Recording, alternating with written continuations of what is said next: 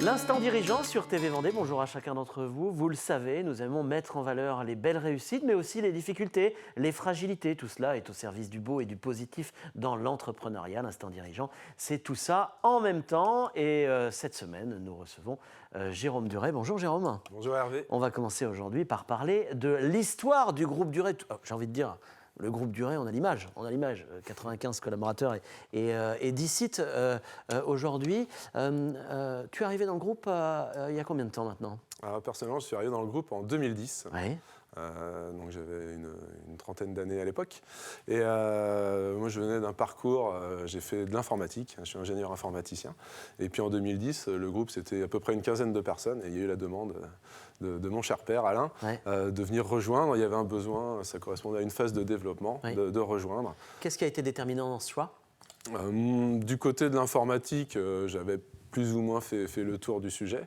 Et il y avait un vrai enjeu, un vrai challenge de développement, d'organisation, de structuration du groupe. Puis il y avait cet attachement depuis tout le temps à l'entreprise familiale. 15 collaborateurs, 95. Alors vous êtes passé par une phase à 150 parce que vous avez eu un fort développement avant de vous recentrer. Comment toi tu évalues, là, si je te demande en peu de mots, toute cette évolution et tout ton apprentissage à toi, de simple associé jusqu'à dirigeant de l'entreprise? Ouais, en fait, ça passe par plein de phases. On se laisse un peu bercer. Le scénario est loin d'être écrit à l'avance. Oui. C'est vrai qu'il y a eu une phase où on a souhaité étoffer les métiers du groupe. Et puis, on est extrêmement dépendant d'une conjoncture dans l'immobilier. Donc, en fait, il y a beaucoup de cycles. Et il y a certains cycles qui sont propices au développement et d'autres qui sont plutôt propices entre guillemets, sans que ce soit négatif, au refermement sur soi-même.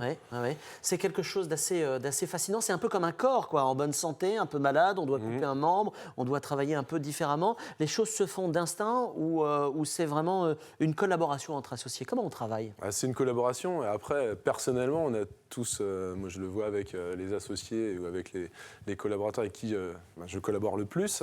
En fait, on a tous des sensibilités différentes. Donc, à titre individuel, on est là, on évolue dans cet environnement et on interprète les choses à sa façon. Et c'est vrai que finalement, à chaque fois qu'il a fallu prendre des initiatives, je pense que la capacité d'y aller au moment où il faut y aller et de bien percevoir les choses, c'est ça qui est déterminant. Comment on travaille à plusieurs? Comment on se spécialise? Parce que finalement, tu n'as certainement pas la même appétence que tous les autres associés. Comment on arrive à coordonner tout ça? Non, mais il y a une particularité, c'est que sur tous les associés du groupe, et historiquement, personne n'était issu de l'immobilier. On a tous eu des carrières différentes. Et par contre, c'est un secteur, un métier qui nécessite d'être curieux. Donc, on va tous chercher cette curiosité. On a beaucoup d'échanges entre nous. Et puis ça fait partie des valeurs du groupe, c'est d'être vraiment dans l'échange, dans la communication, dans l'ouverture, entre associés, mais aussi avec les collaborateurs. Je suis obligé de te poser la question. C'est dur d'être le fils d'eux? C'est dur, non, c'est un plaisir. C'est un plaisir déjà de partager cette aventure. Effectivement, après, quand il y a des phases de désaccord, elles existent naturellement. Ça se gère pas de la même façon que quand on est dans des relations hiérarchiques neutres. Mais in fine, c'est vraiment une richesse de pouvoir partager ça et puis de pouvoir construire aussi les échanges sur les réussites.